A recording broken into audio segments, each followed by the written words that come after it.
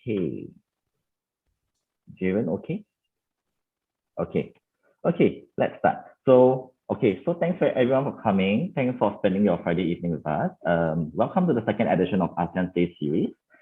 This program is actually brought to you by ASEAN Youth Organization together with Skate as well as Amazon Web Services.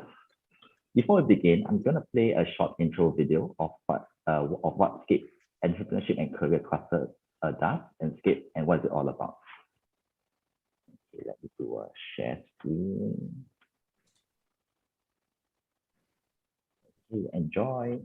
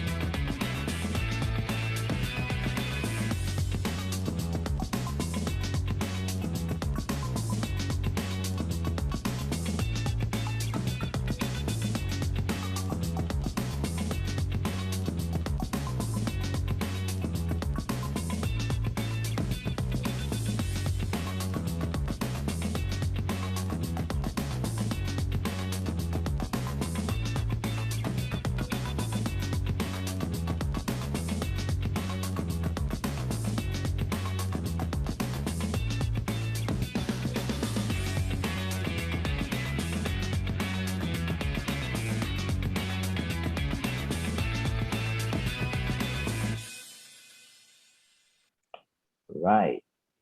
Let me share. Okay. So that was a very short introduction video of what Skate and our Entrepreneurship and Cluster do.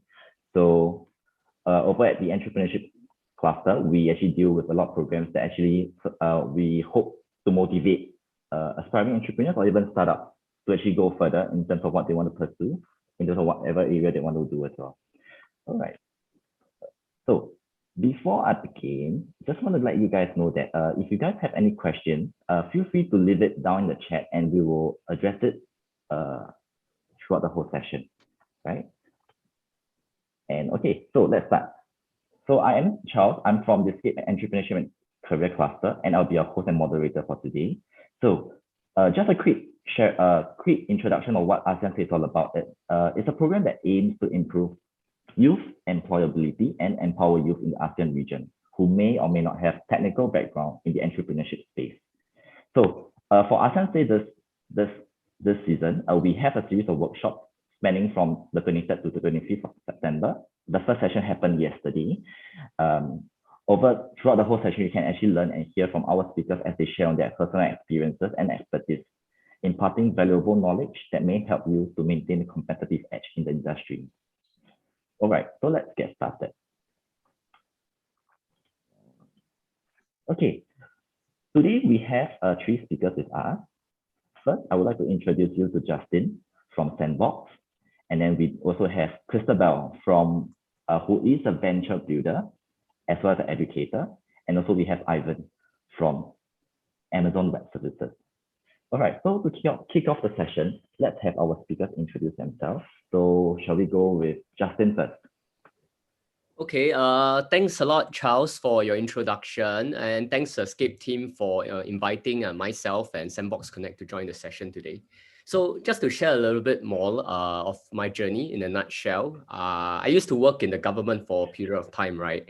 And then, there's a lot of things that we can learn and a lot of protocols and also a very good exposure that we get to work in the government.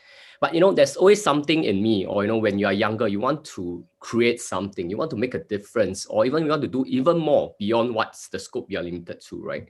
So, and that's where, I started to embark on my entrepreneurship journey, right? We want to see or create things that what other people don't see, and we want to make something new. So that's how I started a couple of ventures, actually. One, I used to create something like a Tinder for jobs, when all you need to do is you can apply and swipe for a job to apply for it, right? So it's pretty interesting, pretty slick. We even created a viral video out of that called Swipe Jobs. And next up, because of that, I like to connect people and jobs. I also created a dating app called Cafe and Latte. And to summarize, now I'm in a new venture right now called Sandbox Connect. So instead of connecting couples, I'm connecting businesses together on how whether startups can meet corporates, investors, accelerators, governments, or partners, right? So I'll just pause for a moment for other speakers to speak. But I'm in the business of connecting people and making a difference around. Yeah. So thanks, Charles. Yeah. Thanks, Justin, for sharing very, very interesting background. Yeah. Okay, let's have Crystal Bell to introduce herself. Hi, I'm Christabel. As you see, I'm like a venture builder and educator. I spent most of my career helping people to start their own company. So in the early stage, more like an educator in NTU, SMU, and also places like NUS to educate the young university students and also other students around Singapore on how to start their own businesses. So I used to run events such as Ideas Inc. /Singapore that helps bring people together. So that is the part where I was an educator. Then there is also the other part where I help companies that is more mature or they have existing business and they want to spin off a smaller business. Mostly they are SME trying to innovate to start another new startup. So that's what I've been doing for years. And yeah. How was the experience as an educator though?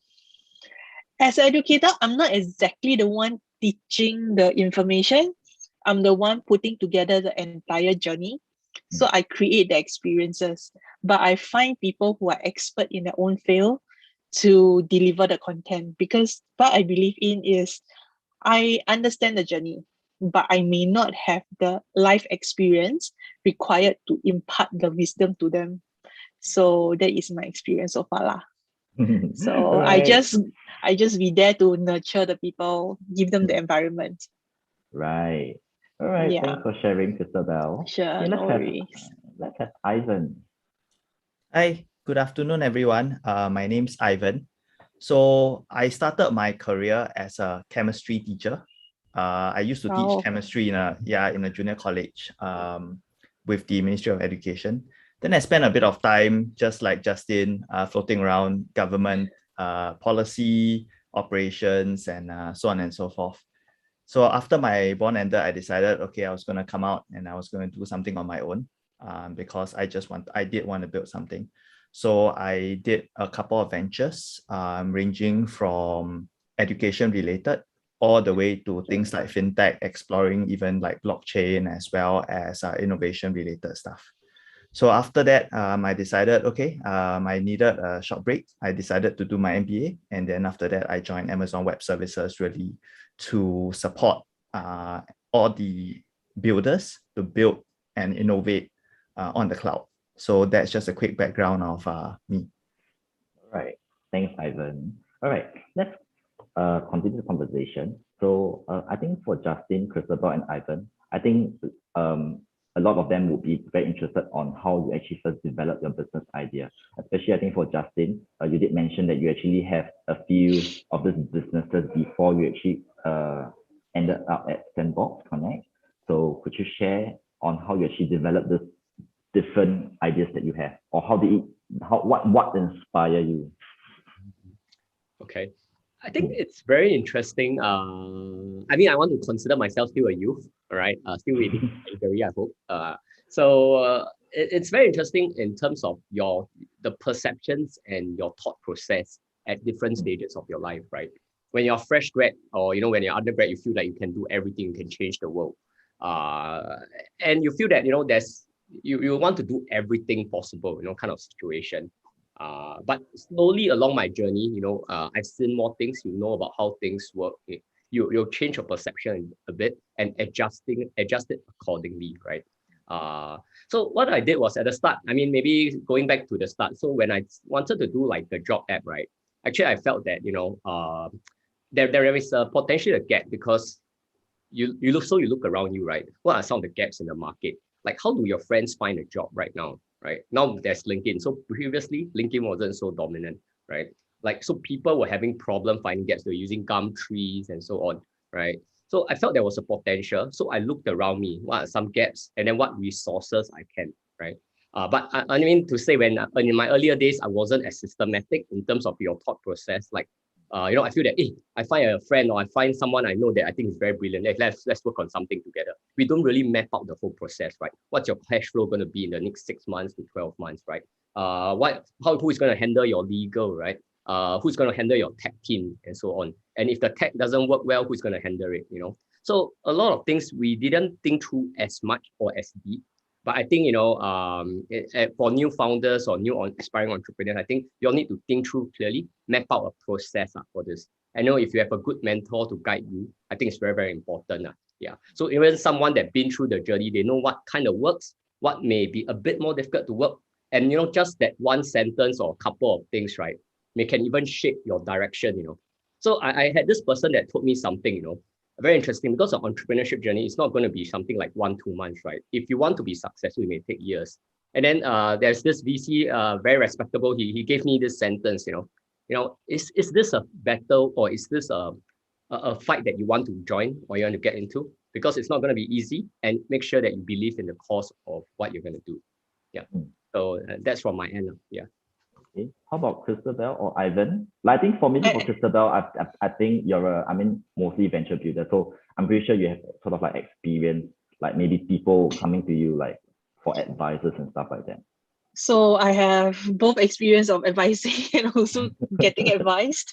Okay. I have to say Justin has been very thorough in what he shared. Like, I share similar views from Justin. Like, in terms of in the very early days when I was trying to start my own startup as a fresh grad, right? Like he said, you're all over the place. Every single idea is so exciting to you, and you just see whatever you have and you try to like a transformer, try to put everything together, and then you get a mess, right? Over time you will realize that there are ways to get successful startup, but there are things that will make you successful. But the question is, what is your intention, your goals, and how you get there? And when you commit yourself, you must commit fully. So there is a lot of talks about, let's start a side hustle, right? So a side hustle, sometimes you must know when to decide that, I shall make this my full-time hustle and not just a side hustle anymore. So that is something that I think if you, at early stage, it is good to explore, because out of 100 ideas, you might only have 0.5 successful. So you must try like as many, try to be able to see as many opportunities as you can.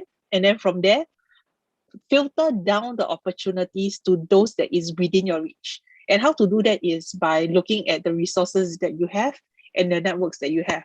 So from there, you find the one that is more plausible for success, right? And then you work on it and see which one you can refine, crystallize, and make it into something that, okay, you have clarity on what are the steps that you need to get there. Then after that is the commitment to, even if someone is taking a gun at your head, you must still complete the task. That is how I think at the end of the day, you get to develop your business ideas along the way. Because market gaps and all this kind of thing, it changes over time. You must be able to observe and make decisions. So having a clarity of mind in terms of what you want to eventually achieve is very important. Sometimes it's not about what the market wants, like iPhone. It is not really what the market wants, but it is something that you have a vision and you decide to build the vision out from nothing. So yeah. How about Ivan? So I think Justin and Christabel have gone a lot into the idea, so I won't further expand into that. I think there are two more things I just wanted to very briefly talk about. The first one really is entrepreneurship doesn't mean you have to do something sexy all the time, right? You can start a business, and a lot of good businesses, and being an entrepreneur means that you can make money. It could be a non-sexy business, but there's actually a lot of money in non-sexy stuff. So that's important to think about, right? People always think of the next bright, shiny thing. Sometimes it's very difficult. There are a lot of things out there that are actually fairly simple. Yeah. And yeah, right. So that's the first one. The second one really is about operations. Learning how to manage a team, manage your expectations, manage, as Justin said, right, your legal, your finances, and everything is extremely important. The ability to run an operation it's critical to success, and you need to learn how to do it. Don't jump headfirst into an idea. You need to build a team, and in order to build a team, you must have all these operational aspects in. And the best way, in my opinion, to learn it is to join a startup first, right? That's a great way to learn things, because you go in, you will learn a lot of things, and the startup will pay you to learn it, because they pay you as a startup employee, right? But that's where you learn a lot of operations. I learned how to be an entrepreneur running a tuition center when I first started. It's not sexy. There are a lot of random things you got to learn, but it gave me a good grounding to be able to understand how I needed to run a business and be a successful entrepreneur. So those are some basics that I just wanted to also highlight beyond the great ideas. Do you mind if I add on to what Ivan said? I totally resonate with what you say, Ivan. I don't feel that, a lot of, I don't know whether like previously we feel that we need to create nice, sexy ideas, right? New big things like change the world, new technologies and so on.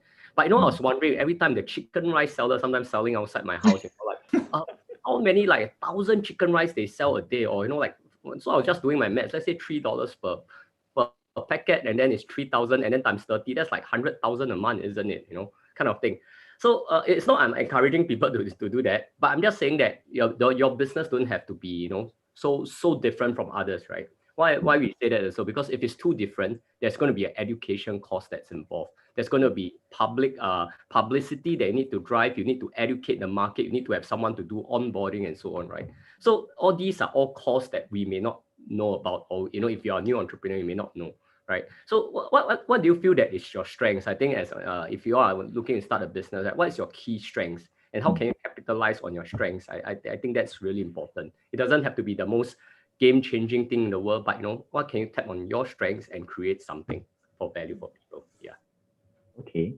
Very, very interesting sharing. Yeah, but I think at the end of the day, I think what's more important is I also want to just ask the four of you. I mean, you have been sharing like the kind of businesses or ideas that you actually pursue.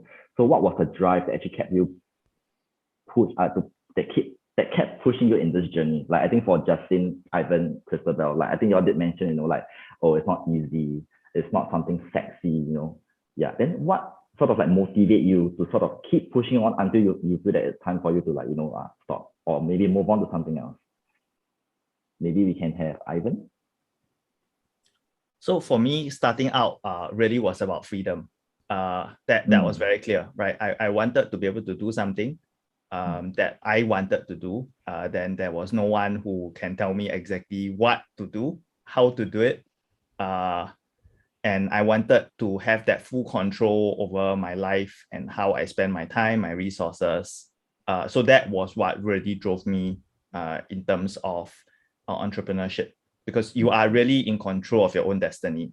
You make a wrong marketing decision, it will cost you $10,000, right? You make a wrong hiring decision, it can cost you a lot more. But when you hire a great person in your team and you groom them, it is also amazing.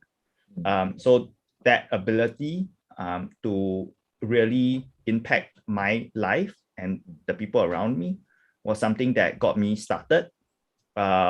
If you are in it for the money, it is not a great thing for a start, right?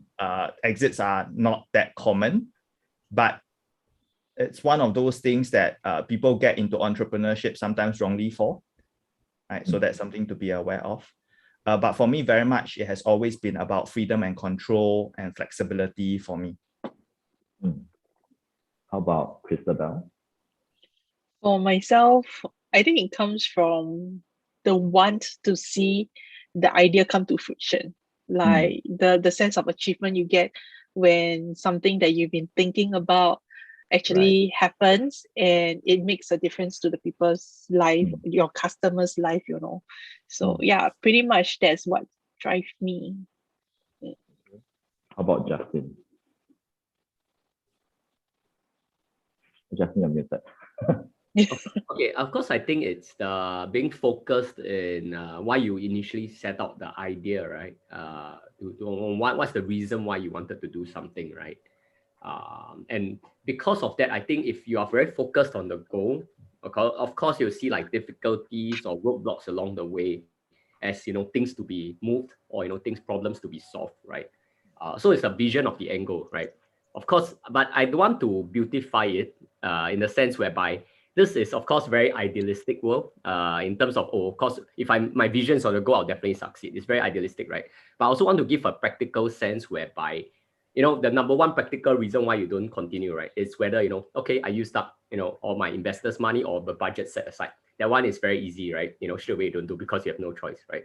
But second, other circumstances or other reasons is maybe, is it still worth pursuing this journey, right? Can I see like, achieving the goals of, let's say my eventual goal maybe to sell off for 5 million, right? Am I going to see it happen in the next 1 to 2 years? Why and why not, kind of things. Of course, we always tell ourselves we are very idealistic. This number is going to hit, this number is not going to hit. But if you can take some data that we can see, and then we can reassess, whether should we continue on this journey, how hard, how much effort, or should we pivot along the way?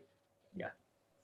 Oh, okay. Thanks for sharing that. Okay, move on. Of course, like every other business idea, once you have your idea, I think it's more important on how you're going to pursue it. And of course, the most important thing would be money or even funding. So how was your funding experience like? Maybe we can start with Christabel first. Networks. Your seriously the 关系, like usually the investors is someone who knows you, or is someone who knows you through someone they trust. So cold calling rarely hits unless you are really, really good. Usually is by recommendation. There's an internal network somewhere where one investor will recommend to another, and just because they heard about you, they give you the time to talk to you and find out more about you. And what you also need to gain is the trust of your investors, because it's a relationship that is going to go a long way, right? And you also have to be able to trust your investors, and you have to be careful. Not all investors are good investors. That one learned it the hard way. So study the terms really carefully before you jump into taking the money. Some money come with strings attached. Okay, but I think to build on to that, like, so when you say that, through networks that you get people to invest in you, so that's how you sort of meet your investors. So has there been any incident where investors feel that, your business idea doesn't work? So it's either you tweak it to what they feel like it will work, or would you have to look for others? So this comes back to how much you want the money. So some people want the money and they end up betraying their own ideas, right? And say, okay, I'll take it just so that I can get the money. Then you no longer become true with yourself, and then it goes back to like, are you still pursuing it for the right reason? So that goes back to what Justin said, right? The drive that keeps you going. Will it stop driving you after a certain time period? So this kind of thing you have to tread very carefully. And it's not a straightforward answer saying yes or no. And I just saw that someone is asking like, what makes a good investor? A good investor, in my own eyes, is one who wants the best for you and your company. They are more focused on people than money, but and they preferably they have their own experience to impart to you. So not like someone who just looking at just the numbers. That one, in the long run, it will not be beneficial. Okay. Yeah. How about Justin? How did you then meet your investors, and then how do you then convince them? Okay. I cannot fully say because I never get a full Series A or seed funding. I mean, probably, there'll be some other also better, other startups that have been through the exact journey. But what I can share is that there are various ways, because I think the universities and maybe even Scape or so on, right? There's a lot of institutions that support some pre-seed funding along the way. So I managed to get that from NTU, under NTUIT, I got some funding for that. Yeah, but it's always good if you know someone within the organization that can be an advocate, whether it's a VC, whether it's an angel, or whether it's someone that knows how the company works or how the individual works, right? As long as you get a referral in, so that you have a champion within, I think it helps a lot, yeah. So if you know someone also, ask for a warm introduction, helps you to get a mini funding or micro funding much faster. Yeah. Right. Okay. How about Ivan? Yeah. Oh, okay. Maybe Christabel, you have something to add on, is it? One of the best fundraising, right, is directly from your customers. I think everyone will have to agree with that, right? I mean, ultimately, if it sells, it's definitely good, lah. Yeah, because Right. like there is two routes for startups, right? There is those startups that take money from customers, and there is the startups that take money from investors. And you will see that the money from investors eventually, I mean, there is stories like Facebook, right? And then there is stories like Taobao and Alibaba. So it's like, one is like getting investor money to just keep on feeding the company, and the other one is really making money from day one. So at the end of the day, when you start your journey, you must decide what is it you want. If you are looking at just getting more investment money, then you are going for a hype product. But if you're looking for something more sustainable, like building a long-term business that you can eventually pass on to somebody, then you have to take the route that is more supportive by your customers than just focus driven by investors who wants a return by selling out their stock every now and then. So yeah, that's my take. Okay, how about Ivan? So I funded my own ventures and I went through the family and friends route and I self-funded my own ventures at the start. And even during exit, I got approached by a firm to do a buyout. So I didn't have to do all the fundraising, thankfully. But I have advised and worked with a lot of people who do fundraising and everything. And there are a few things I think people need to remember, right? When you start, you need to be very clear what your risk profile is.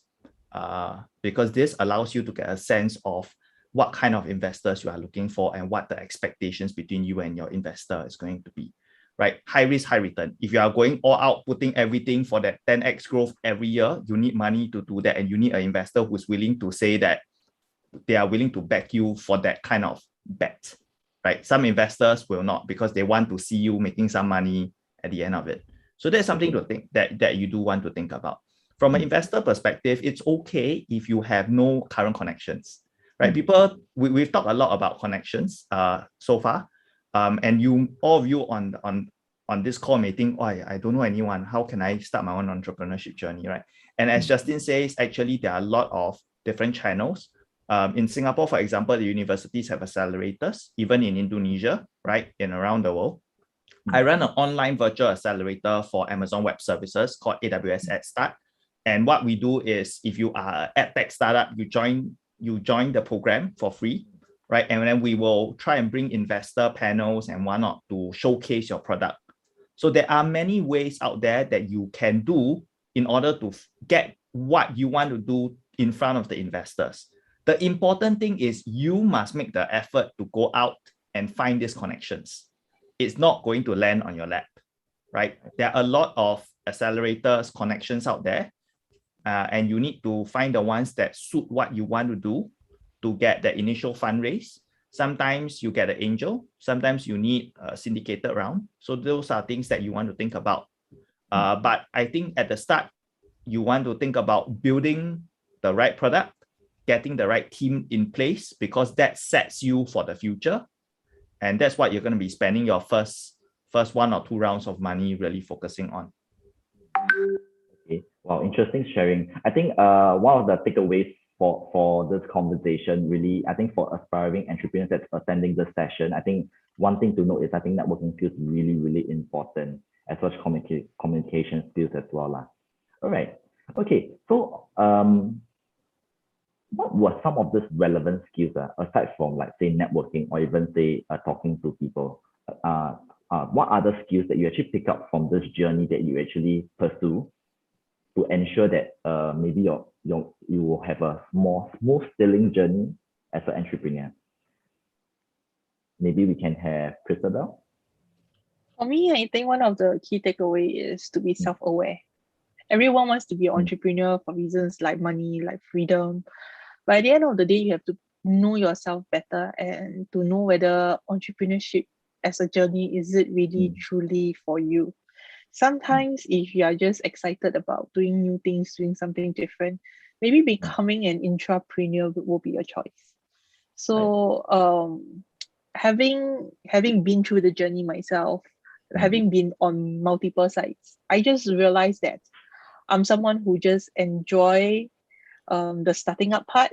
I may not enjoy the whole bureaucracy part that eventually sets in. So then I have to decide what to do at what stage and where do I focus my attention on. Yeah. Okay. Yeah. Okay. I think to add on also, like you mentioned that, like for you, the enjoyable part would be the starting up. So what are the kind of skills that maybe you can share with people here that we need to, so like maybe say example, like maybe do we need to be good at business pitching? Do we need to be good at presentation or stuff like that? Yeah. I mean, for yourself. So a few things. Number one, as someone who is into the starting up part, you must be able to see clearly. You will never be 100% clear.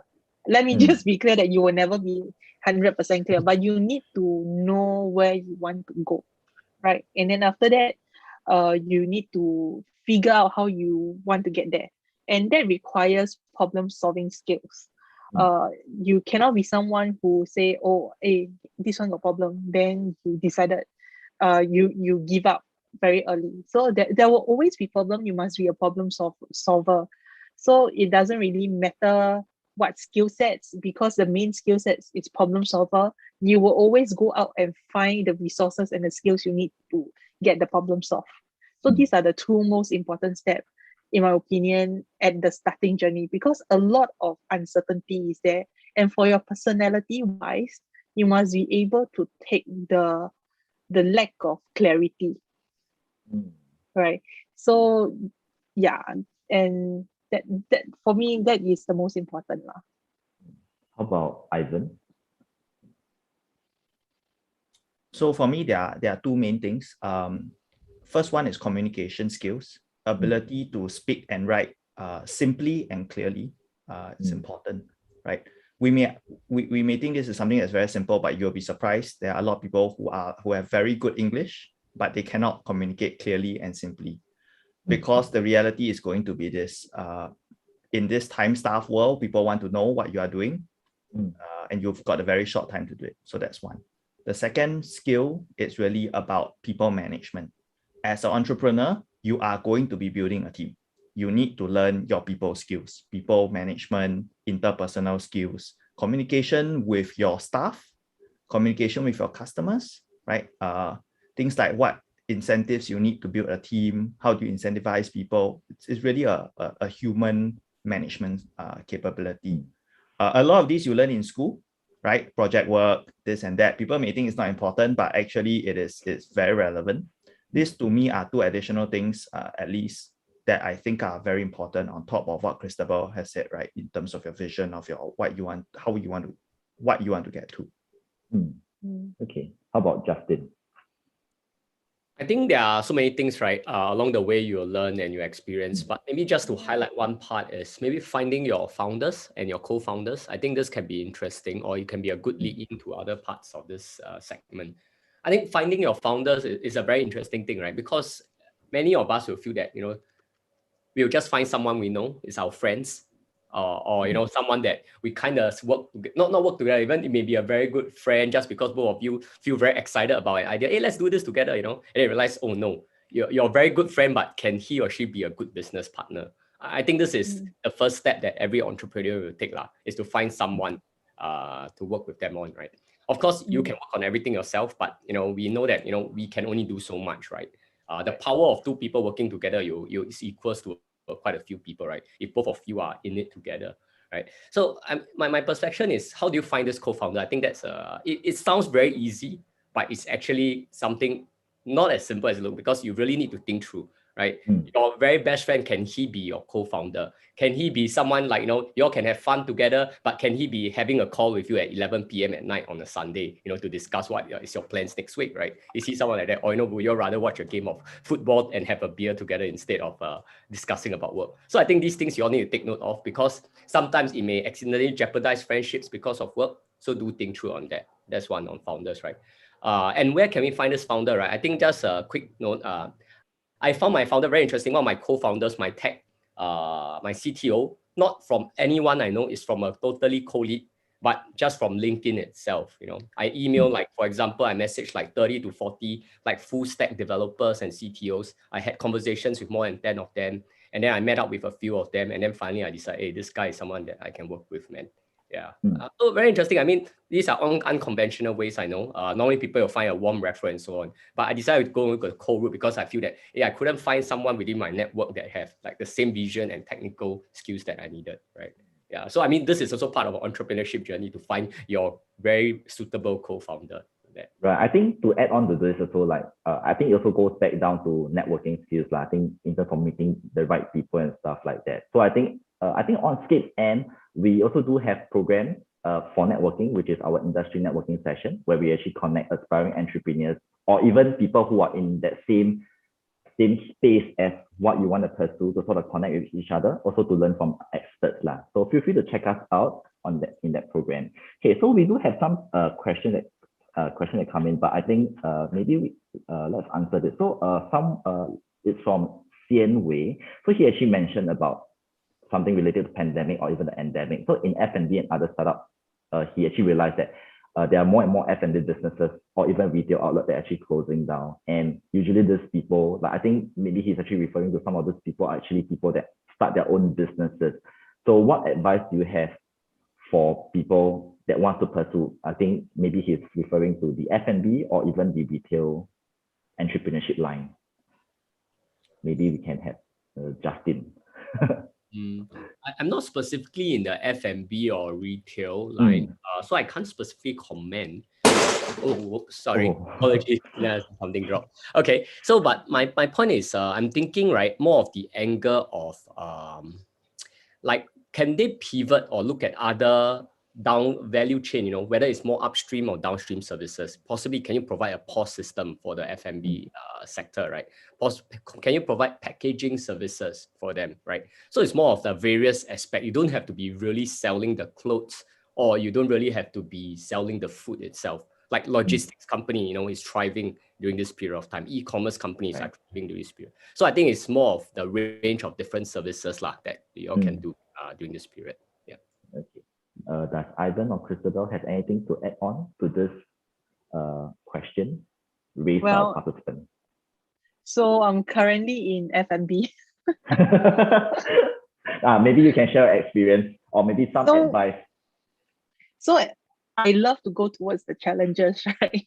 So when COVID hit, I joined my friend's restaurant to help him. And it's this very interesting Indian restaurant at Little India. They have a chili challenge and everything. At the end of the day, if you decide that, okay, you want to go into F&B retail, the problem right now is that you don't have enough manpower. Unless you're willing to go in and do everything yourself. My recommendation is don't go in at all. If you want, you can do a home business, but you just need to know that the moment you have increased in number of customers, then you are the one slogging in the kitchen, unless you can find someone to do the slogging for you. So when you choose something like this, there is a whole chunk of hard work that comes with it. And if you want to do that, you need to know that you are able to tahan that hard work. As for, there is of course the opportunity there. The thing is, how can you get whatever product you have for your customers to them? And the first step is they need to know you. How do you get that? And you will be fighting for a lot of attention from everywhere else. So I would recommend you to, if you are into F&B and you really want to start your own F&B business, start small and see whether what you want to sell have a market for it. The cost of starting up right now is very, very low. So you can constantly just on testing until you get a product that you see a lot of people wanting it. But what at the end of the day matter is you need to build a relationship with your customer so that they will come and choose you over somebody else. Because F&B market is one that you have a lot of competitors. Yeah. How about Ivan? Do you have any thoughts on that? No, I mean, I'm not an F&B entrepreneur. All I do is Okay. to eat, right? But broadly speaking, it's a very competitive field, and I just wanted to take this opportunity to talk about, like, to get people to think, like, when you want to go into any sector, not just F&B, you need to think about how the space looks like, right? How competitive is it? Those are things you need to think about. Don't just jump into something you like, because business can be difficult, right? That's all I just wanted to add. Ivan, don't mind, can I ask also, you mentioned that you sold off a business, right? Is it okay if you could share, what business is this and what do you think the value proposition that, the person that or the company that wants to acquire it? I think this is very interesting because it's like the end goal in mind, right? It would be great, Right? Yeah, so one of it is not in Singapore, and unfortunately all these are under NDA, so I can't share too much details about the specifics. But the value of it really is I had a captive customer base. So this was a group of very loyal customers who would come back to us, to the business, and use our products. And for this buyer, for them, it was really a synergy to what they were offering. So by doing an acquisition, they could immediately tap on an increased customer base, right? And be able to extend their services into an extended customer base. So for them, there is a value proposition there. I see. But did they have to approach you or did you approach them in that sense? We did meet through mutual acquaintances. Yep. And then synergies came about and things happened. Yep, I see. Thanks. Okay, we also have another question from Jaslyn. She's from Indonesia. So she wants to ask the speakers about how important is it for entrepreneurial activity during this pandemic period? And in your own opinion, which is the higher level of effectiveness and chance of success between online and offline entrepreneurial activity? Yeah, maybe we can have Justin share on this first. I think there's no directly a perfect answer between whether it's an online and or offline activity. I think it's really a product market fit together with your skill sets, right? I think one thing also, like, we don't just look at the opportunity sometimes. I think we also need to take to also be self-aware of what are our strengths. Like, for example, right now, maybe I see that, autonomous vehicles right now, self-driving cars are the best thing, I want to set up a self-driving car company and be Tesla, right? It is an opportunity, right? It's a fantastic opportunity. But do I have $1 billion in the bank, and do I know anything about what sensors, LiDAR technology, AI technology? Probably not as much as others, right? So there's a great opportunity, but is it aligned to my skill sets and what, my expertise are? Yeah. So I think it's really knowing yourself and then, synergizing with the opportunity. How about Ivan? So with a pandemic, there will always be challenges, but with all challenges come opportunities, right? There was a report recently by one of the major consulting firms about, I think, a 30% increase in entrepreneurship activities. Because people lost their jobs, not just in Singapore, but around the world. And when you lose a fixed income job, basically people start their own business, right? And in fact, a lot of people probably will do as well. right? You just need to find something. So it's not necessarily that pandemic it's bad. You just need to make sure that you find, as Justin says, right, a right fit for what we have. And really, success is about making sure that you know your customers, you know what you are offering, right? And you must be customer obsessed. Like at the end of the day, that's something that you need to keep a laser focused on if you are going to start off as an entrepreneur, to know exactly who your customers are, what they want. Online, offline, all these, it's actually more of a capital issue, right? Whether if you know your customers, you know whether they want to buy stuff online or offline, interact with you online or offline, actually you see it doesn't matter, right? It's really about knowing your customers, knowing what capital you have, how much money, how much manpower, and then take that balance. And to me, that's something that you want to think about when you go into entrepreneurship, and that helps you to sort of sway success. But from a success perspective, to me, it comes down to how hard are you willing to slog and work for your success. Because really that's something that's very important as an entrepreneur. It's your baby, it is your company. No one else is going to work that hard for it. You must be willing to burn 18, 20 hours a day if you need to close a deal, because it is an important deal. Right? If you're not willing to do that, as Christabel says, maybe entrepreneurship is not for you. Right. Yeah. So Christabel, do you have anything to add on to that? They said it all. There is opportunities in 危机, Right. you know, like what they say about 危机, 有危就有机. Right. I mean, I also have to agree with that. I think because, I mean, of course, as a programmer with the entrepreneurship and career cluster, I've sort of come across with a lot of different startups. Of course, there are new ones. There are also experienced ones, and I think things that were commonly shared were really like taking the opportunity lah. Like, you know, like you have to look for that little opportunity when it's there. You know, like what the three of you has also mentioned. Yeah. Okay. So I would like to quote Mr. Teo Sherlock. He said something about a few years back during the conference opening statement for young entrepreneurs. His words are like, instead of complaining, right, of things that is around you every day, take the complaints and turn them into opportunities and solve them. And that is where your first startup can be. Nice. So I think everyone here, that's a very, very wise advice from Christabel. So yeah, write it down and take note. Okay, let's go with the last question.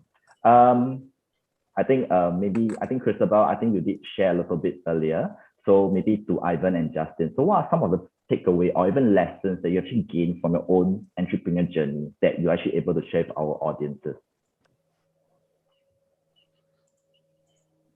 So let's have maybe Justin first. I think just to sum up, it's really a journey. A journey that you're not sure, you can't, it's not like exact maths where, you know, you can know that I'm going to succeed in 1 year's time, 5 years or 6 months or a month, right? It's a journey that we need to constantly iterate along the way. Yeah, I think there are many books on all this, right? Like, you know, iterating your business along the way. And I think we need to be very focused, but yet flexible at times, such that you need to adopt to what the market is telling you, and what Ivan mentioned earlier on, right? To be customer focused and what the customers are telling you along the way. So it's being adaptive along the way, and then pivot if it requires. Yeah. How about Ivan? I have two main things. What Justin says is very, very on point. So I won't extend and delve too much into that. The first one really is entrepreneurship is as much a journey about building something as it is about discovering yourself, right? As you go through the entrepreneurship journey, you will discover a lot of things about yourself that you will not know, right? Your own expectations, what your limits are, what you're willing to do, and you must be prepared to deal with that, right? It is a very lonely journey on entrepreneurship, and you must be prepared for that. So that's one thing. The other thing to me is never be married to your idea. Yeah. Right. Justin has said you must be prepared to pivot. to me, I'm going to extend it and be a lot more brutal. You must be prepared to acknowledge that your idea was a bad one and it will not work, and to find another idea, because the last thing you want to do really is to keep thinking it will work. And to, in entrepreneurship and startup terms, we call it zombie on. That's not good because you're just wasting your own time.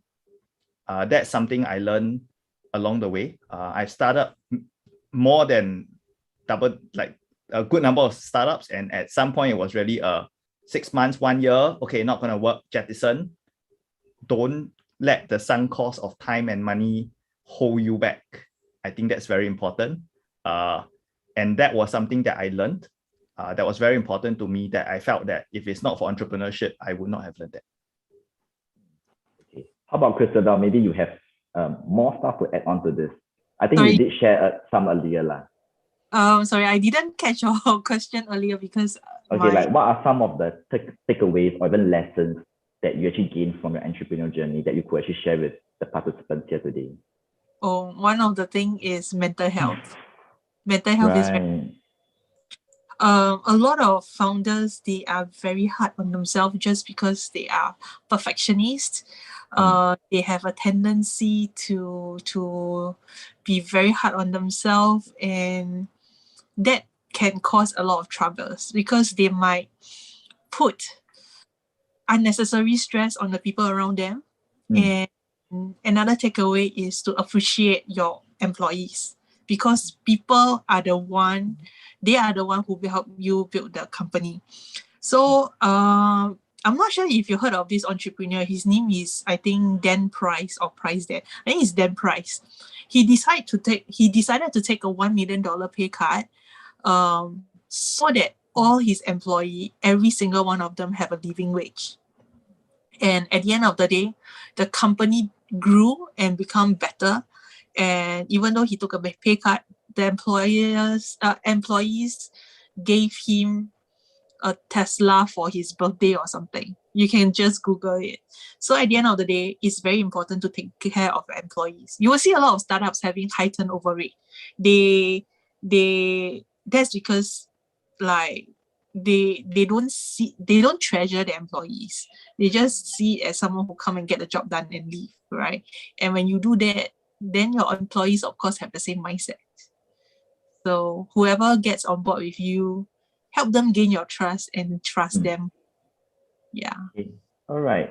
Okay, so I think that's the end for today's session. I think from all three speakers, I think really, really great sharing about your own experiences. I think even I myself actually learned a lot from what actually you guys have shared.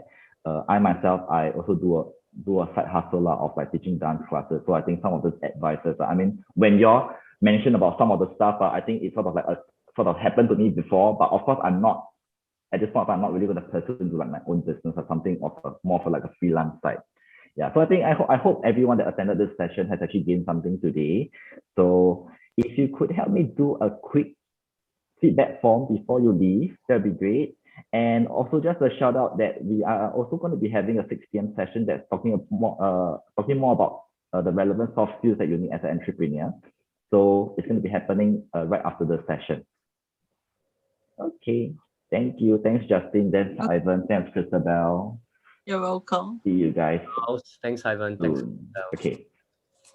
Okay, I shall leave. Okay. So everyone have a good Friday, or if not, I will see you in the next session at 6, which is like now. Okay. Okay. Thank you. See you guys. Bye-bye.